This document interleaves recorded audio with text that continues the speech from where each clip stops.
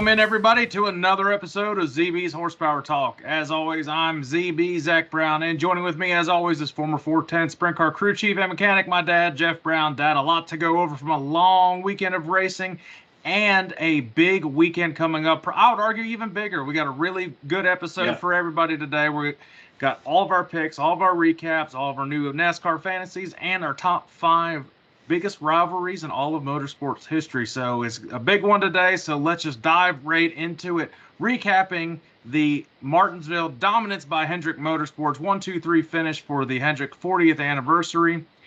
What a fantastic race. I was there with Chandler, my 5-year-old, and that was his first race. So it was an awesome race to be a part of. Awesome to be there in person. Such a historic track. Not a lot of cautions, so it might have been a little bit boring on TV, but man, in person, it was really good to see how these drivers strategized and got through the field, especially William Byron making his way through the entire field, starting, I think, 16th and just moving up front slowly but surely and then dominated at the end.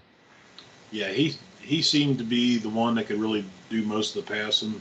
You know, first stage, Kyle Larson pretty well stunk it up. Although impressive was Bubba Wallace on the short track. He ran down Larson right there at the end. The entire day, he was very impressive. He was good. He was good. Denny Hamlin kind of stunk up the second stage there, and then with at least with the longer stage, you had pit stops to make things shake them up a little bit, and of course we got the. Depending on which side of the Hendrick camp you're a fan of, you got the controversial caution right there with which, I mean, Byron was going to win the race regardless, anyway, but it's like people that are for Hendrick, they're like, oh, they're trying to get Hendrick not to win it, and the ones that are against him are like, well, that whole race was good. Listen, the late race caution, it was coming. I was there, and that was really the only wreck that happened, I believe. It was happening. The whole back of the field was so bunched up. They were literally going 3 wide. I don't even know if the TV called any of that. There was 3 wide way in the back. I'm like, there ain't no way these smacks can get it through this corner. And then, sure enough, they didn't. And some people might think the caution was brought out because they wanted Chase to have a shot to win it. And, I mean, I don't think anybody was going to beat Byron at the end. Now, if this was a 500-lap race, I'm almost guaranteed that Ryan Blaney was going to win that race. He was a Harvick out of that. I mean, just coming out of nowhere and getting a top 5 finish, having a shot to even win it at the end was amazing. And a lot of people, it's crazy, that would pick the outside, even when they're a leader. So, like, kind of bouncing into the Xfinity Series, Almirola chose the outside a lot. And it was really, I didn't really understand it because the outside is not preferable at Martinsville. Almirola was able to make it work in the Xfinity Series, and he gets the win from that. But all the other series, you had to start on the inside, or you're going to lose spots just like that. Yeah, I don't think they had any of the resin or the PJ1 on the outside groove to make it. It didn't look like it when I was there. So I think just track temperatures and the tire they brought, it got a little bit of rubber in there and was able to, if you can keep it wound up on the outside, it's probably going to be faster. The way the race played out, I'm talking about the Cup race, seeing it in person, it reminded you a lot like a sprint car race where they catch the lap traffic, and it's how well you can get through lap traffic. And the only one that was able to get through lap traffic at a great rate was William Byron. Denny Hamlin even struggled in the second stage and brought Chase Elliott to get real close at the end. And Larson almost lost the first stage to Bubba because he caught lap traffic at the wrong parts. And it's really interesting to listen to. We had a scanner as well. You listen to the drivers and the crews. And it's really interesting listening to Cliff Dan. You don't want if you want to listen to Larson, don't tune in. Don't get a headset because he doesn't talk at all. Literally will not talk. Like he just doesn't. But Cliff is so meticulous, so detail oriented on these tracks, and you could just tell how smart and knowledgeable he is with everything. He's a great motivator for Larson, and I think that's what he has to have, because Larson, the only time he would talk is like, I suck. I mean, he's harder on himself than anybody else. So, that was pretty cool in that aspect. And obviously, with the 5-year-old having the headset, he thinks it's really cool. He thought he was actually talking to the drivers when he was talking to them. So that was pretty cute. But yeah, great weekend of racing. Beautiful, beautiful weather up there. It was almost full for the Cup Series, so that was nice to see. Nobody there for the Xfinity trucks. Like touching on Almirola winning, so another Toyota dominance for the Xfinity Series. They got definitely get some. They have the car to beat. They've got it figured out, and well, specifically the short tracks, and I'm even going to put that with all 3 series. I mean, all the Toyotas are fast in all 3 series at the short tracks. I mean, Christian Eckes does. We got that pick right. You got your pick right with William Byron winning. That's cool. That's fun and all. Yeah, whatever. Yeah, but hey, I'm last in fantasy, so. But this was the closest we've all been in fantasy to get. Like, that was a pretty close battle. It really was anybody. You had a lead for a little while. I had a lead a little while, and then Mom prevailed at the end by a couple points over me. But yeah, that pretty much sums up Martinsville. It was pretty much classic Martinsville weekend. It's going to be one that's going to be remembered for a lot for the 1-2-3 finish with Byron, Larson, and Chase getting 1-2-3 for Hendrick on the 40th. I was really hoping that Bowman was going to find a little bit more speed and get up to 4th. That would have been really neat to see 1-2-3 4. Bowman finished 8th. I mean, that was a solid finish for him. He's having a really good run right now. But yeah, fun weekend in Martinsville. It was good. Yeah, they literally would have been screaming. Was really... Shout out to NASCAR too. Everybody that watches probably knows that I'm a cop in North Carolina, and they gave me this cool challenge coin that you guys can. Hold on, let me turn off my light real quick. The cool challenge coin that I got with my ticket, and let's see if I can pull it. There's a little bit there's that, and then you flip it right over. It's pretty cool. That's very cool. Pretty neat. Yeah, there's something that's nice little souvenir to have. I didn't buy anything except stuff for him. He got a new Larson hoodie, so he enjoyed that. And the kids zone was really cool, especially if you get there early. If you got anybody goes to the races, get there early if you bring a kid, because there's no crowd. We got there right at 9:00, and he went and did everything at the kids zone. Nobody there. It's fantastic. He had a great time. All right, well, we're moving into NHRA, kind of 2 races in one to go over real quick. So Pomona finals were at Arizona. A little weird to say that out loud. Yeah. But Justin Ashley wins Top Fuel. John Force gets Funny Car, and Dallas Glenn gets Pro Stock. So Erica Enders' streak finally comes to an end on that one. And going into the actual Arizona ones, Langdon gets Top Fuel. Austin Prock, you got that one right, for Funny Car, and Greg Anderson gets Pro Stock. So 2 in a row that Erica hasn't won. Are we worried now about her? Is she just lost her touch? I mean, just after 2 weeks. I think she was a little slow on the tree. For Erica, she was like a 50 or 60 on a couple of those runs. That's not going to cut it anymore. So she just. But hey, Tony Stewart got his first 2 round wins, and I don't think he made a full run on either one of them, so he got a little bit lucky. And he said they're having trouble. He said he's heavier than his wife, and they're having trouble trying to figure out how to get his fat ass to go down the track. It's Tony's it was good to see him, the first one specifically, pedal that car to the win. Yeah, he did a good job on that one. So that was definitely fun to see. It's gonna come. He's gonna get a win. It'll be a little bit later this year. It'll happen though. He's too good of a car to not win.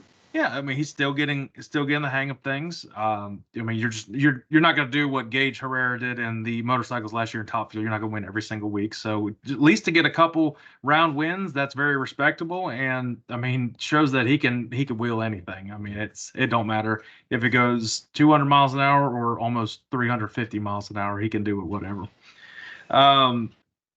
And that pretty much does it for NHRA wrap up.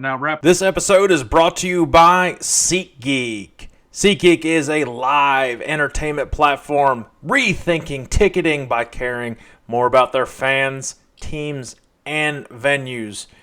They are powering a new open entertainment industries where fans have effortless access to experiences in teams, venues, and shows, and have seamless access to their audiences. With trusted consumer marketplace and innovative enterprise ticketing technology, SeatGeek has what you need for any sporting event. Make sure you use my promo code ZBMedia to get $20 off your purchase from SeatGeek. That is ZBMEDIA from SeatGeek. $20 off. You can't beat that. Check them out now. Get your next concert, sporting event, or anything else from SeatGeek. Back to the show. Getting into our dirt racing segment. starting off with the World of Outlaws, recapping their 2 races last week. At US 36, David Gravel gets a win, and Arrowhead finally Jack Hodenshield gets a win. We didn't pick him on this one, but yeah, we were day late. Sheldon, yeah. Damn it, I'm sorry. My bad, Sheldon. I just called you your old man's name. Yeah, Sheldon Hodenshield. Yeah, that'd be weird. Yeah, Jack I picked Sheldon for the night before. I was a day off. Yeah, and another 2 great races. And it came down to how you could get through lap traffic. Yep. And was it I believe it was night 1 at US 36. Rico's the one that ended up hitting a lap car and getting in some trouble there. Yeah, yeah. And I'm going to say those 2 races were the best races of the whole weekend out of everything. It was just usually is. I mean, we're biased, but yeah. The World of Outlaws, it used to be races were kind of snoozers, and anymore you do not have any idea who's going to win. They do a great job with the scheduling. They put these smaller bull ring type tracks on the schedule. They space it out evenly with the larger tracks, so it's not too much of one bigger half-mile track that's more of a snoozer, and then you go to it's really well spaced. They do a great job on scheduling, and these guys don't disappoint. And they try out different tracks year in year out now. And it's great to see, like Arrowhead, brand new track, like never been to. Another great race. Yeah, and it looked like it was packed too. I mean, it's really cool to see. And now we're previewing a track that they go to each and every year. Very traditional track. I would like to see this track in person. I-55. It's probably a marquee. I would say it's a marquee event now in World of Outlaws. So let's go over I-55. What is this track about, and what makes it, I guess, special for everybody? Well, it's this one is, if this is the one I'm thinking of, it's like part owned by Schrader and possibly Kenny Wallace on that one. I'm not sure on that. It was those guys that but it's a 1/4 mile high bank bull ring. So let's see. Larson has the track record at 9.995 seconds. Set in May of 2020, so those things are hauling ass around that little track. Yep. It's going to be one of them, and it's going to be the tight racing. You're going to be banging wheels, even open wheel cars, and those guys are still going to bang the wheels and get you out of the way because you cannot hesitate. Like you think for 1 second, that next guy's coming right by you. Wherever you don't go, they're going. So it's 10-second, racing, they're going to be probably 11-second laps still. I mean, you're in lap cars by lap 3, maybe. Yeah, I'll say about 5 at the latest. So you got probably 35 or 40 laps around that thing, and you're not going to be able to chance to take a breath. It's going to be an awesome show to see. That's one race I think I would like to go see. Yeah, Outlaws at that track. And what state did you say it's in? Peabody, Missouri. Okay. All right. Yeah. I mean, I don't know where that is. I know where Missouri is, but I mean, I don't. Yeah, I'm not exactly sure. If you didn't say St. Louis, I really don't know anywhere else on Kansas City. But all right. Well, they got 2 nights, back-to-back nights, Friday, Saturday night at I-55. So I like to see back-to-back nights, especially at a bull ring type racetrack. Yeah. So let's get into our picks for night 1. Who do you got for night 1? Night 1. This guy has been good on these little tracks, and I normally don't pick him. You've picked him a couple times, but I got Gio Scelzi for night 1. Okay, my dark horse for the championship this year. I'm still going to stay as my dark horse. I think this was a track, if I'm not mistaken, that Larson won last year. I don't think he's going to be racing in it this time. I'd be surprised if he was. I think he's got a little bit of other stuff going on this weekend. Friday, Saturday he's got high limit, but. My pick, a guy that goes really good here. He's due to get another win this year. I'm going with Logan Schuchart. Does he have a win yet? I think he's got one. He doesn't have a win? Well, I'm going with Logan Schuchart. So we got 9 winners in 10 races now? Yeah, because Sheldon won. David was the first 2-time winner this year. Yeah, so that's pretty awesome. All right, night 2. You got. So I'm going to stick with it until I get one right. I was off by a day, so I got Sheldon Hodenshield for this one. And I've got one that he's going to get a second win for the year. So what I'm picking, Carson Macedo. I almost had him. I changed. Finally different for this one. All right. Well, that is not it for dirt racing this week, guys, because a massive week a massive week. Now we didn't recap the high limit from Tuesday night because we are recording this currently while they are racing the event for high limit. But high limit this week, I should have got my boots out because it's all about Texas and yeehawing this week. So, and every bit of racing coming up. So, high limit, Texarkana Speedway. Hell yeah, let's go. Talk about this one. This is the first of 4 races coming up this week. You got Friday, Saturday, Sunday, and Tuesday. And Tuesday is their midweek money race. Oh, so go ahead with Texarkana. You know what? I didn't pick Tuesdays. My bad. You better look at that. You could probably take a shot in the dark with it. I mean, yeah, talk about Texarkana. But this one, I couldn't find a whole lot of. It's Texarkana 67 Speedway. Hell yeah. So I couldn't find a whole lot about it. I couldn't find anything that told me what size it was or anything. It don't look, they don't normally run sprint cars there. Looks really flat. It looked like maybe 305s. They weren't going real fast. But it looks like it's a decent size track. Probably a fairly big. Looked like maybe a 3/8. Yeah, I mean it didn't look like it didn't look like a high bank track for sure. Ooh. And it looks like it gets real slick. Like this one of those, I think the bottom could be the fast way to go on this one. I think the top's just going to be too far around and not enough banking to hold the speed. It didn't look like it would build a cushion like some of these tracks are going to. Yeah, high limit's back in action on a consistent basis now. Like I said, as we're recording this, they got their first return for a midweek big payout race. But let's go with picks one by one. While we're on Texarkana, let's give our high limit race pick. Who do you have? I'm going to take low-hanging fruit on this one. I got Brad Sweet for this one. All right. And I have not a low-hanging fruit, but it would not be a shocker to see this guy win. I got Brent Marks. Okay, yeah. It's funny. I had Brent Marks. I changed it. Good. All right, Texas Motor Speedway. This is not the Texas Motor Speedway that's behind you on the background. This is the dirt track Texas Motor Speedway. Yeah, it's like they are racing there. Like that. Yeah, they're racing there Saturday. Saturday night, if I'm not mistaken. Saturday night Texas Motor Speedway, the Stockyard Stampede. Hell yeah! Again, yeehaw! There's going to be more people. Another one could not. They have no information on their dirt track. I was looking up size for the Texas Motor Speedway dirt track. Kept saying it's a 1.5 miles, quad oval. I'm like, no, it's not. No, that's not that one. No. So I bet there'll be more people at this than the big track. There might be more people at these dirt tracks than the damn race behind you. Yeah. So what'd you see? You probably watched the same thing. I think they had an all-star race that was there a couple years ago. Yeah, I mean, it's one of those things that's. Weather's going to be a factor on this one. It's going to come down. I keep saying it all the time. Getting through lap traffic is the key. So it's in high limits rules are a little different. So it's just the way you get a time trial and everything. But it's if you're going to Texas Motor Speedway, get the ticket. Go there Saturday night after the Xfinity race. Can't let your buzz go away. So. Is it right outside? Is it right outside the big speedway? Yeah, I was hoping maybe that's why I kind of got the shot. I was hoping maybe it would be on this one when I was picking it, but it's like just a little bit across the street or something. Okay.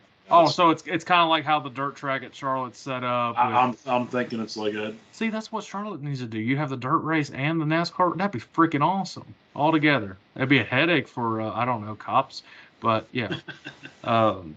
All right, well, Texas Motor Speedway dirt track. Who are you going to pick on this one?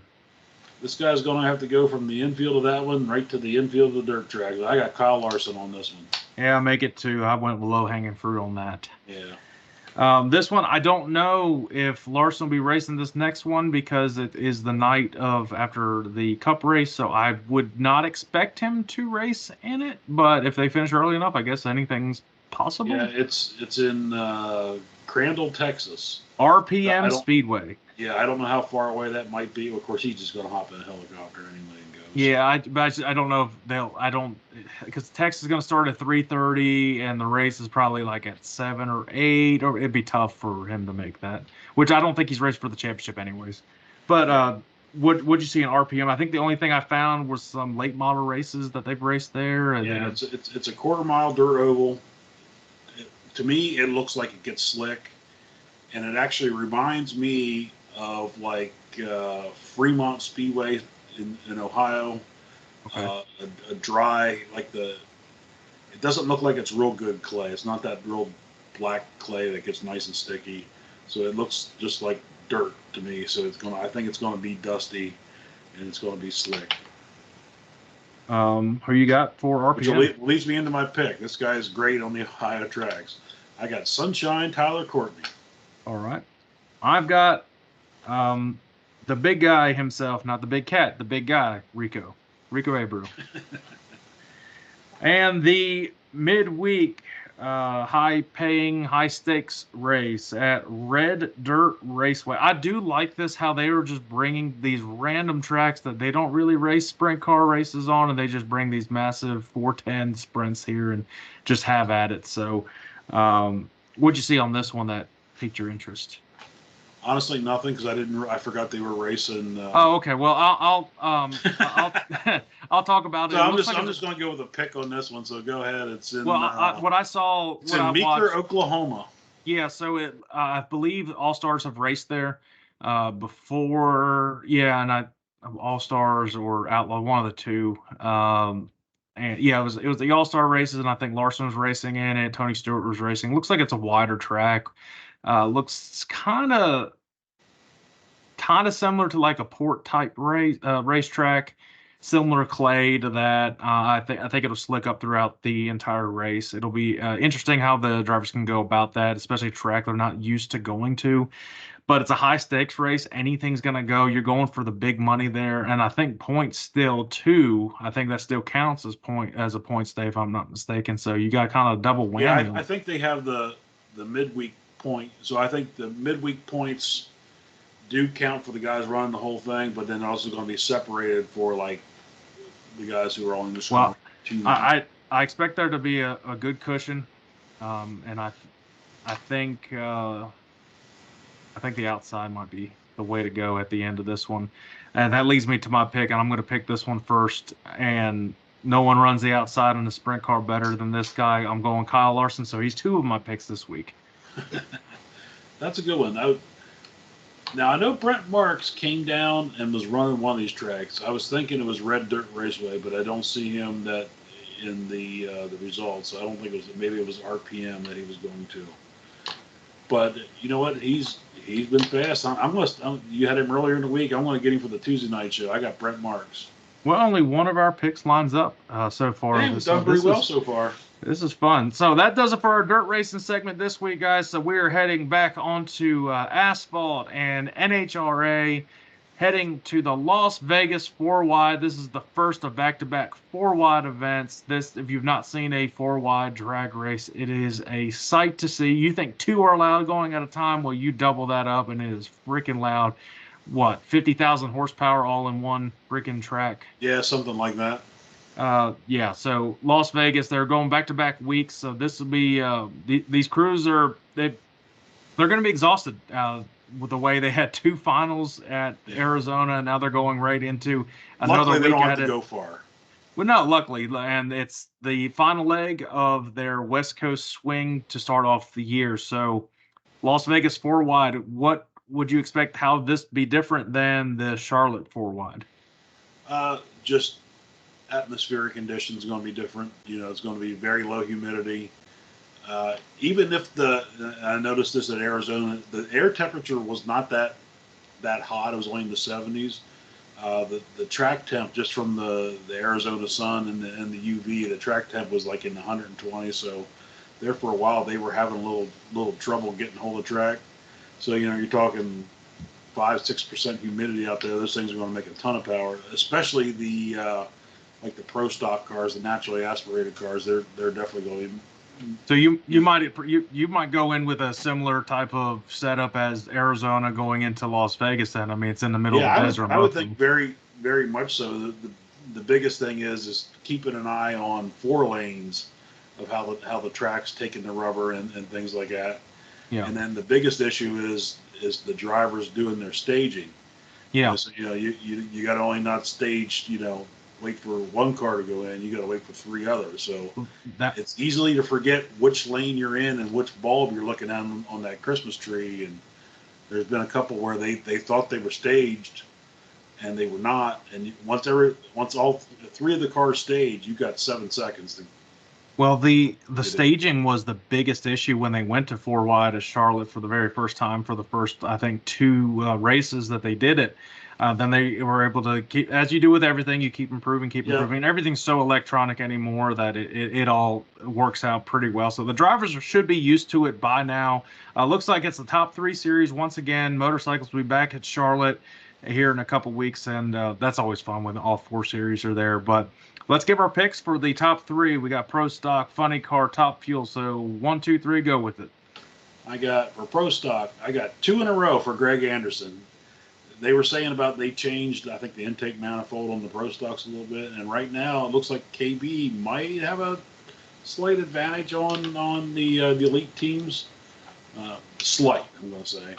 So in Funny Car, I got J.R. Todd winning his second one of the year. And Top Fuel, this guy is always tough on the 4 wide races. I got Antron Brown. All right, well, Pro Stock, I expect her to get back into the winner circle. I expect her to clean up her reaction time a little bit. I've got Erica Enders for Pro Stock. My Funny Car pick, kind of low-hanging fruit here, kind of bailed out of a pick here, but it's Matt Hagan for that one. And Top Fuel, I'm kind of going, I hate to say it, but I guess now he's an underdog, but he's my favorite driver, been my favorite driver for a long time. I got Tony Schumacher for this one. We've been close. I deleted Tony. I was like, oh, I forgot about Antron's. I thought Antron too.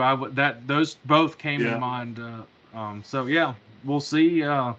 See if they could both turn back the clocks a little bit and have some fun out there in Las Vegas. Glad to see Tony Schumacher running good. Yeah, he was always one of our favorites, especially in the Army car and the whole deal. And now, even now, being, I think he was in the Army at 1.2.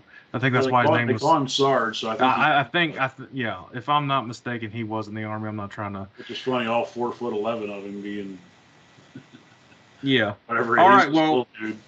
All right. Well, let's get our Texas two-step on. We're going to Texas Motor Speedway for NASCAR. The big 3 series are heading to the big one in Texas. Everything's bigger in Texas, but as we always start every NASCAR segment off, trivia question this week. Here you go. Okay.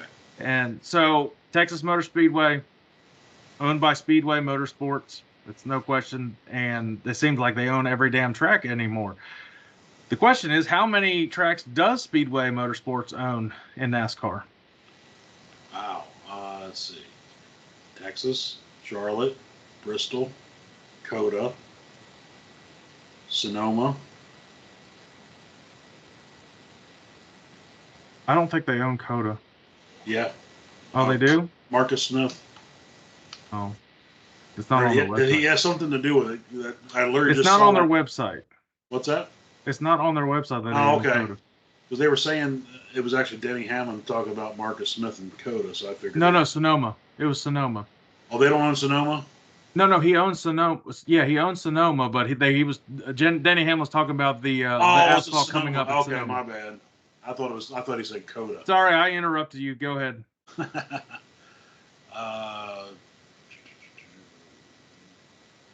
Do they own Dover?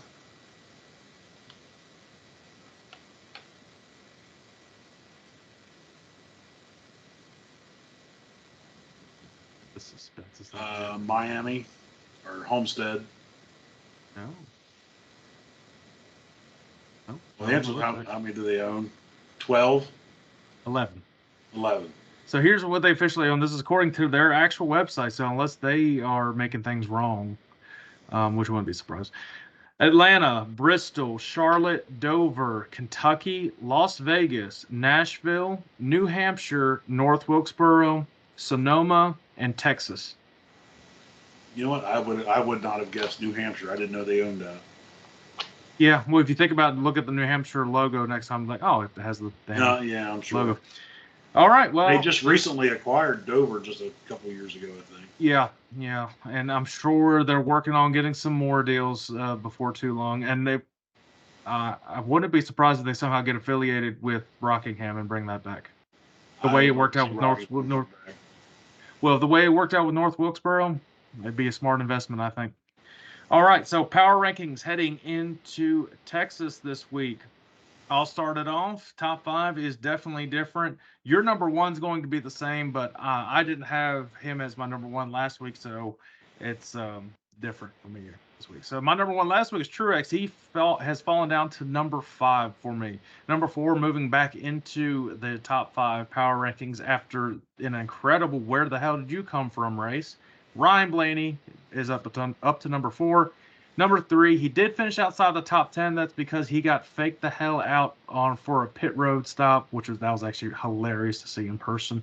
But I've got Denny Hamlin at number 3. Number 2, I've got the guy who just won Martinsville. I've got William Byron.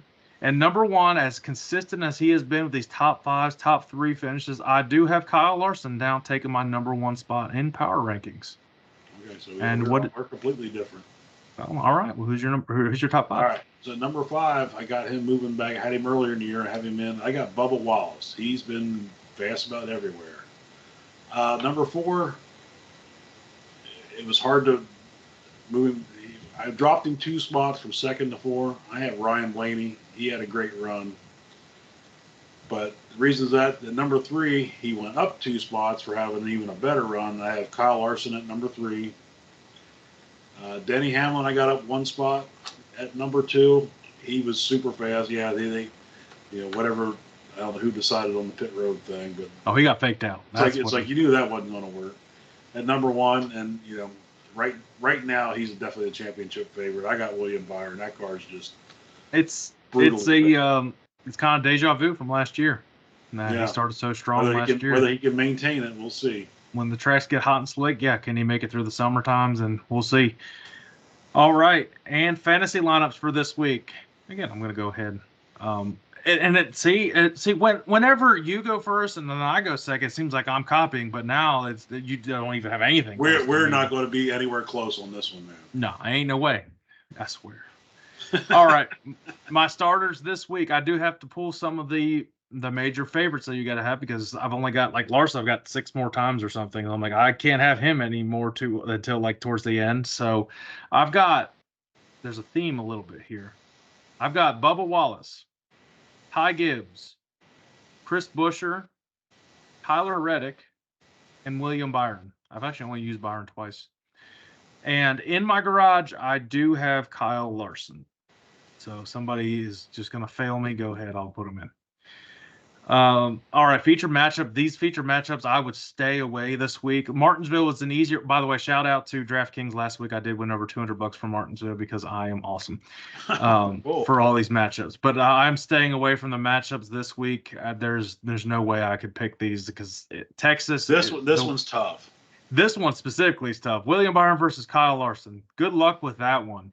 But I'm giving the slight edge to William Byron. His odds are actually plus 115, so that's actually kind of strange that he's that much of an underdog to Larson at this one.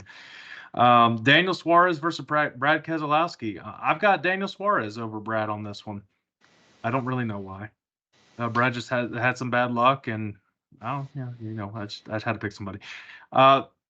Teammates, Bubba Wallace versus Tyler Reddick. I've got them both in my lineup. So I've got Bubba in this one. Slight edge to Bubba. Just he's been so consistent this year. And Ryan Blaney versus Chase. They're both racing good right now. I don't know. Yeah. So you know what? I picked Ryan Blaney because I don't have a reason. So go ahead with your lineups. All right. So my lineup. Like you said, I pulled the good drivers out. So we're going with the JV team here. So I have Ty Gibbs, Chase Briscoe, Todd Gilliland, Justin Haley, Kyle Busch, and then in my garage I have Eric Jones. Did you ever think Kyle Busch would be a JV team? Yeah, well, that car just sucks. Yeah, it does. So, in my feature lineups, we're a little bit different. So, I have Kyle Larson over William Byron. I have Brad Kay over Daniel Suarez. Bubba Bubba over Tyler Reddick and Ryan Blaney over Chase Elliott. Okay, last couple were the same. Good bet this week is William Byron. Thanks, Vegas. That was a shocker. Yeah, Captain Obvious. They do say Brad is a good bet this weekend, so we'll see how he does. Hopefully, he can turn his luck around. It says avoid Chase, avoid Chris Buescher. Either you're a sleeper or you avoid you, Chris. I'm sorry. Yeah. And you're in my lineup, so that's cool. And they say sleeper is Bubba Wallace. Is Bubba really a sleeper as good as he's actually been running? Yeah, maybe a sleeper to win just because he doesn't knock off a bunch of wins like you would be accustomed to for like a favorite. But yeah. All right. Well, all three series are here at Texas, and this is probably the worst mile and a half that they have. I don't know why the race. It's really only bad for the Cup races. The other ones, they actually have pretty decent races. I don't know what it is about the Cup series. Probably because the drivers are just so much better. They don't crash and cause a lot of restarts. Yeah, and you could fix some of this is give them the 750 horsepower engines and roll with it. That would make Martinsville a better race too. Yeah, and make I'd argue make every race better. More horsepower is better.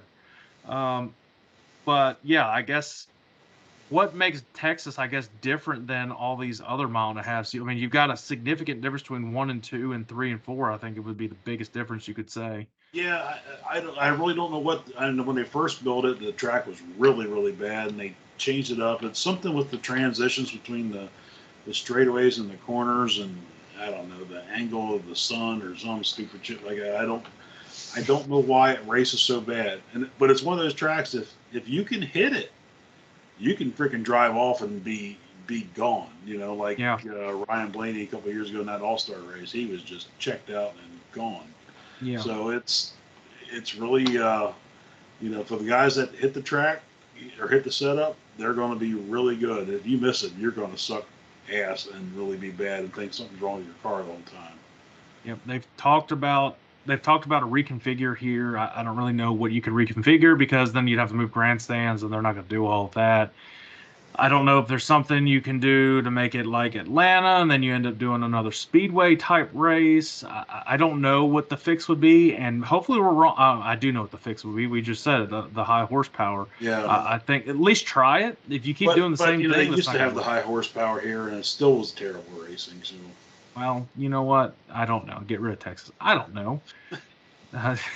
I don't know. Don't start bringing in people. You might only see them, losing one date and moving some stuff somewhere else. I think you're going to see them. Honestly, I wouldn't mind seeing different tracks every couple of years. Just move around a little bit. Just change the thing. It gets a little boring. The Outlaws do it. They have their traditional tracks they go to, but then they go to these tracks that they don't ever go to, and it's really good racing because nobody knows anything about it, and then that's great because then you're just like, hey, who's going to be the who's who here and who can just outwheel it from everybody else? To talk about Richmond losing a race, so if Texas keeps up this suckiness, Texas is going to be another one that loses a race. Yeah. All right, well, 3 series here. Let's get off our soapbox here.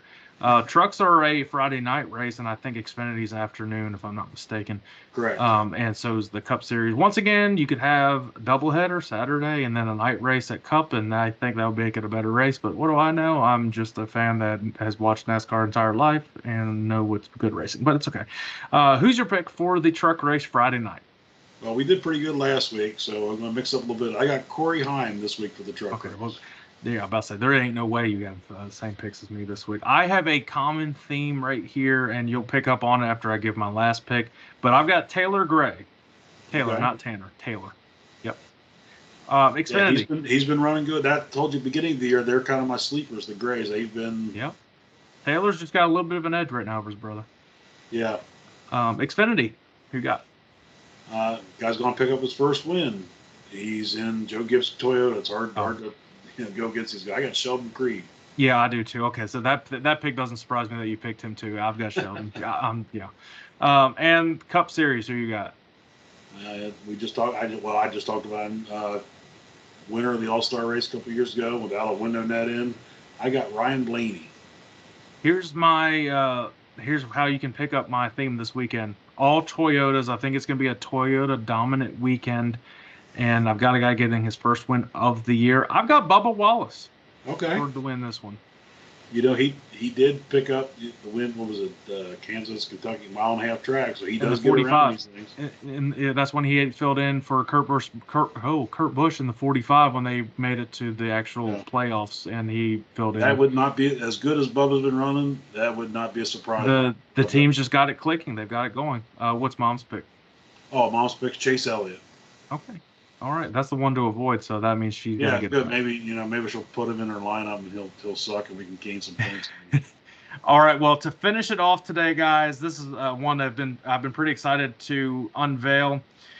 Our top 5 biggest rivalries in all of motorsports history. Now, you could probably interchange this top 5 that I've got.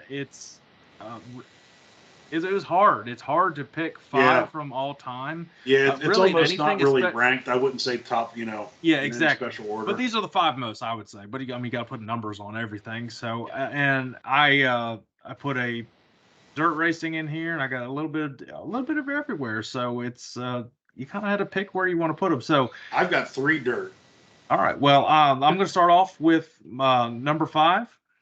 And this will actually make you probably excited about this. I got Snake and Mongoose from drag racing. Yeah, it's on my list. Yeah, Don. Is it Prudhomme? Don Prudhomme. Prudhomme. Okay. Yeah. Tom Mongoose McEwen. Yeah. I mean, probably the first drag racing rivalry there was. If you ever see the Snake and Mongoose movie, if you haven't seen it, it's a really good movie. They're not rivals. They're actually quite good friends. Well, rivals, and here's the thing with it was they made it. Hot Wheels had their cars, so they kind of made that the rivalry set. Well, here's the thing about rivalries. It doesn't have to. They don't have to hate each other. It's a rivalry where, like, hey, you both might be the best of that time period, and it's either one of you that's going to get a win. Doesn't mean it's a hostile rivalry. Now there might be one or two in here that's a hostile rivalry. Yeah, but I got rivalries one for sure. Rivalries also go with competition, and you compete against your fellow guy, and that builds the rivalry up. So I got Snake and Mongoose. That's my number 5. Number 4. Here's a hostile one. I've got Cale Yarborough and Donnie Allison. You could probably throw Bobby Allison in there a little bit too, but it was really Cale and Donnie that, I mean, if y'all live under a rock at 1979 Daytona 500, they didn't talk to each other for decades. Like, they hate each other. Like, even when they were old men, and they still hated each other. I was like, damn, you guys hold grudges a long time. So yeah, classic right there. Cale Yarborough and Donnie Allison. Number 3, dirt racing, sprint car, World of Outlaws, the 2 of the greatest that you can have, and we're going to actually talk to one of these guys here coming up. Sammy Swindell and Steve Kinser. If y'all don't know, it was on the track, yes, rivalries, because, I mean, it was either one of them, and the only one that could really beat Steve on more of a consistent basis was Sammy. He's the first one that actually beat Steve in the championship. Didn't happen a lot, but because Steve won 20 damn things. But they also weren't the friendliest to one another. Let's just put it that. I'll let you touch on that in a minute, because you actually lived through that rivalry, and that went all from the 80s all the way into the 2000s. I mean, and when we talk to Sammy, that's probably gonna be one of our questions. Do you still hate Steve? Or something like that. All right, the next one. And this one, I couldn't choose which one, and I just said, eeny, meeny, miny, mo, this is what I went with. I went Dale Earnhardt and Jeff Gordon, the 1990s rivalry, and I'm not sure if they really went back and forth in the garage, but Dale would always talk shit about Gordon and in the interviews and everything. Gordon didn't really say too much. Gordon would just go out on the track, and everybody hated Gordon because he would end up beating Dale. So it was like, you're either a Dale fan or you're a Gordon fan back in the 90s, and that's what really made the rivalry special. The other honorable mention with that, I was going to I was possibly looking at Dale and Waltrip. So, they were best friends, but on the track, that was like huge rivalry. Number 1, and I think this is a pretty legit. This is not a hostile one at all. More of, this is probably 2 best competitors in IndyCar racing of all time: AJ Foyt and Mario Andretti. 60s and 70s. I mean, it's like, who do you go with here between AJ? Well, just IndyCar. Back in and racing. Too. Those guys raced.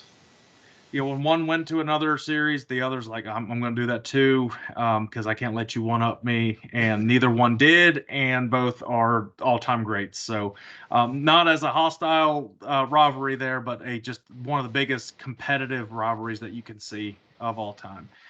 There's my 5. Go ahead with yours. Okay, so mine are some of the ones that I've personally witnessed on here. So this is, I was thinking, we had at AJ and Mario. I didn't put that on my list. Ford versus Chevy. I mean, that's the redneck rivalry going right there. Yeah. And so didn't make it. But at 5, I have World of Outlaws versus the Pennsylvania Posse. Okay. Especially, you just went broad. It may not be quite as much as a rivalry as it was back in the 80s and 90s. All of the Pennsylvania great drivers, they're either not racing anymore or getting old, Lance. So it's, God. Well, sorry. I mean, we don't seem to have I'm gonna clip the that new guys that are like, damn. I don't know. Pennsylvania just don't seem to have the new drivers that are really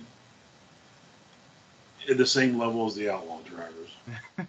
Yeah. That, I mean, Brent Marks, Dietrich and Sprite. I mean, Lance can still drive. He hits it just right. But Freddie Raymer don't seem like he is consistent enough. Which comes up to number 4. Fred Raymer and Jeff Shepard in the early 2000s. These two did not like each other. And this is one that, and Jeff Shepard's a great driver, definitely runs the mouth, for sure. They always call him Jeff. Raymer had the best victory speech. Because Shepard won the week before and was talking shit. So Raymer wins next week, and he's like, you know what? He's like, everybody wants to call him Jeff the Jet. He's like, I call him the mouth from Maryland. So then you got half the booze and half the, Raymer was never one to mix words. So I got him at 4. At 3, we had the same. I got Snake and Mongoose on that one. That was one. I went back and forth, Snake and Mongoose or Big Daddy and Shirley Muldowney. That was the other one that was kind of which one do I put in there? At 2, I have Earnhardt and Gordon. And like you said, they weren't. They definitely weren't enemies by any means. They put together, I think it was Chase Athletics, where they did merchandise and T-shirts and diecast and made a buttload of money. So it's but on the track, oh yeah, I mean there was a couple of times that Earnhardt would get in there and get him loose, and and Gordon would be. Who wasn't? Who he didn't do that to? So and obviously at number 1, this is the one I got Steve Kinzer and Sammy Swindell. Okay, number 1. Oh yeah, they were, and like you said, we'll bring that up to Sammy. I think he'll appreciate that. We got and that's just one of those things. Steve was probably more of a finesse driver, and Sammy's more of a balls out, breaks it for pussies type driver. So it definitely the styles mixed together a little bit, and the tempers did flare on occasion. I witnessed that already. I seen. And if you don't know, Steve Kinzer's a big guy. He was state wrestling champ. Sammy's not. But that Sammy's the little dog going up against the Rottweiler coming down through there. He just thinks he's. And I told Steve, I seen Steve tell him to turn around and go back, or don't come down here, you son of a bitch, or something like that. It was. Yeah. Well. Awesome. Well, we will definitely bring it up to Sammy when we talk to him. Excited about that. In case you guys didn't catch it, yes, we will be talking to Sammy Swindell, and it will be released in a bonus episode coming up, likely middle of this month, and we'll be talking to him before too long. I do want to give an honorable mention to a rivalry that just a broad one as well. Rain versus anything in motorsports, because Rain just screws up everything. Specifically dirt racing, and if you have rain in the morning and it just floods the whole damn track, you just ain't no way you can bring that back. There's nothing more miserable being on a dirt track in the rain. It's just awful. Well, the good thing nowadays is that specifically the Outlaws, they will call a race very early so that teams don't even have to make the trip to the track. It seems to be there for a while. They just wanted to get everybody in the stands and sell. Yeah, now. Yeah. now they're starting to understand how much it costs just to open up the racetrack. How much? Yeah, shit. Williams Grove will cancel 2 days before. I'm like, oh shit, we had rain. I don't hate them for that. No, gives you time to be like, hey, Williams Grove cancel. No, let's either race somewhere else. We've been on the way to the track and actually got into the track, and they were like, oh yeah, we're gonna cancel now. Oh, okay, we're already. Oh yeah, we've 30 minutes unloaded. It's like you're not going to race. Yeah. But if you're running the points, you got to be there. Well, I think that's going to do it for this week, everybody. Like I said, we will be talking to Sammy Swindell, the 3-time World Outlaw champion, and just I'll run down his resume when I talk to him. Part of it's too long to really list everything. Yeah, but just excited to do that. That's going to be an awesome conversation. Looking very much for that. So pay attention, follow wherever you get your podcast. Yeah. Make sure you pay attention whenever that Sammy Swindell episode drops. Follow on the YouTube channel, all social media platforms. Check it out. We'll start releasing a little bit of these bonus episodes on some other platforms, specifically Facebook, and we'll start clipping some stuff, sending it out there so you can view it there if you don't want to view on YouTube. But, give the YouTube channel a look, too. A lot of stuff to check out there. You got any questions for Sammy? Yes. Now's your time. We'll see if we, Now's your time to drop questions down below. Comments to Sammy, what do you want to ask? What do you want to ask Sammy? We'll keep it PG. No, I mean, let's try to be real here. Any questions you have for him, I'm sure he don't care what you want to ask him as long as you keep it pretty PG. But he's a wealth of knowledge. He's had such an illustrious career, still doing it.